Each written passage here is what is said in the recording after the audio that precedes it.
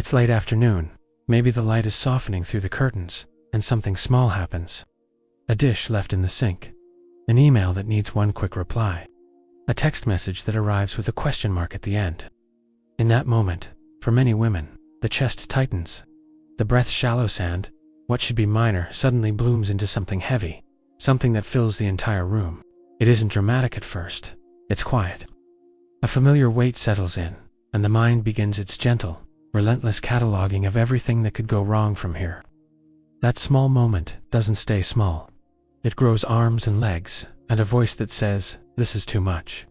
And in the stillness that follows, many women sit with the strange realization that they are reacting to a pebble as though it were a boulder. That contrast, that disproportion, is what lingers longest.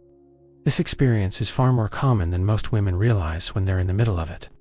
The feeling of being completely flooded by something objectively small does not mean something is deeply wrong with her. It does not mean she lacks strength or resilience. What it often means is that her nervous system has spent years collecting evidence in the background, quietly noting every time stress arrived, every time safety felt briefly out of reach, every time the world asked her to hold more than felt possible. Women carry these collections differently. The nervous system of a woman who has navigated long seasons of responsibility, emotional labor, caregiving, or simply the steady drip of expectations tends to become highly attuned to potential threat. Not because she chose this attunement, but because the body is designed to learn from repetition. When small stressors land on top of an already sensitized baseline, they rarely land as isolated events. They land on soil that has already been tilled by yesterday's worries, last month's deadlines, last year's grief. The reaction is not random, it is patterned. And that pattern belongs to countless women walking through their days feeling the same quiet alarm. The nervous system learns stress the same way it learns anything else, through repetition and association. Imagine a pathway in the woods. The first time a woman walks it, the trail is faint. She steps carefully. But each time she travels the same route, the ground compacts, the grass bends, the path becomes clearer, faster to follow. After hundreds of crossings, the body no longer needs to think about the direction, it simply knows. For many women, the path of stress has been walked so often that the nervous system defaults to it without conscious permission. A minor inconvenience arrives, and before the thinking mind can label it small, the body has already sent the signal: alert, prepare, brace. Cortisol rises, heart rate ticks upward, muscles in the neck and shoulders remember their familiar clench. This is not a flaw in her design. It is the nervous system doing exactly what it evolved to do: predict and protect based on past experience. When small problems feel enormous, it is often because the body has practiced enlarging them for a very long time. The amplification is not a sign of weakness. It is a sign of memory. That shift in understanding changes the inner landscape more than most women expect. Instead of standing in front of the mirror thinking "I'm broken, why can't I handle this?" the reflection begins to soften into something else entirely. My body learned this. Not "I am defective." Not "I'm too sensitive." Simply, her nervous system has become fluent in the language of vigilance. It speaks that language because it had to. Because for long stretches of time, it was the only dialect available. Women hear this truth, and something inside them exhales, even if only slightly. The weight of self-blame lifts a fraction. She is no longer fighting against a personal failure.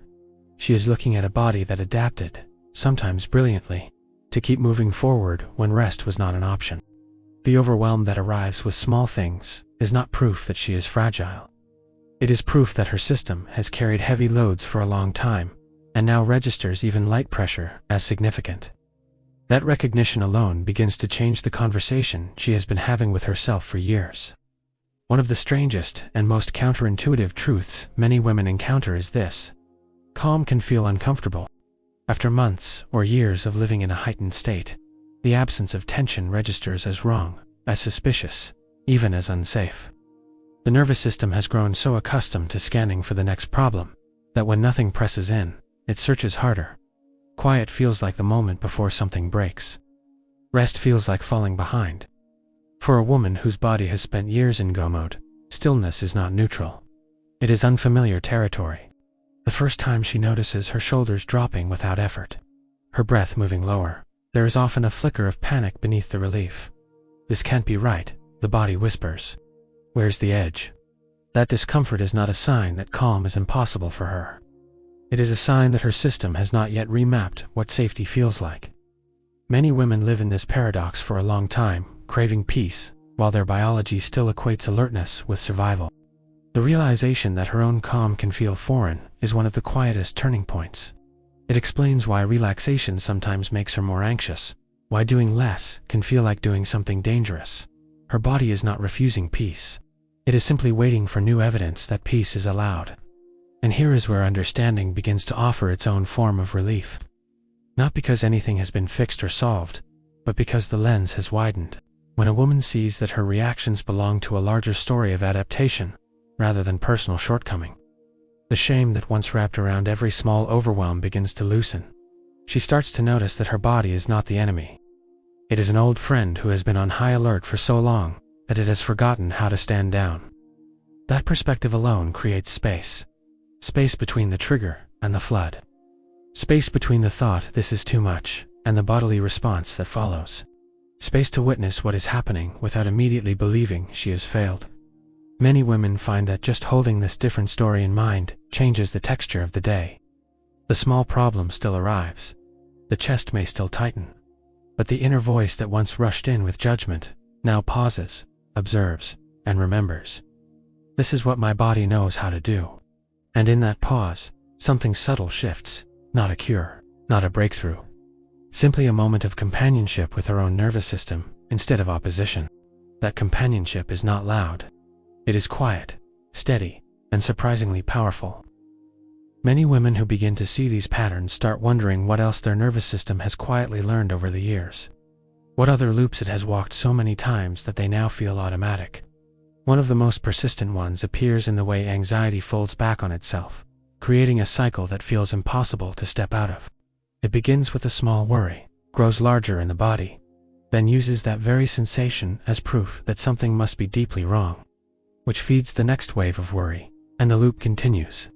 Women often describe it as feeling trapped inside their own mind, watching the same scene play on repeat. That particular loop has its own shape, its own rhythm, and it is astonishingly common among women carrying chronic stress. The way it builds, the way it sustains itself, the way it convinces the body that danger is always one thought away. These are patterns worth looking at more closely. Because once a woman sees the shape of that loop, she begins to recognize it when it starts again. And in that recognition, even without changing anything, the loop loses a little of its invisibility.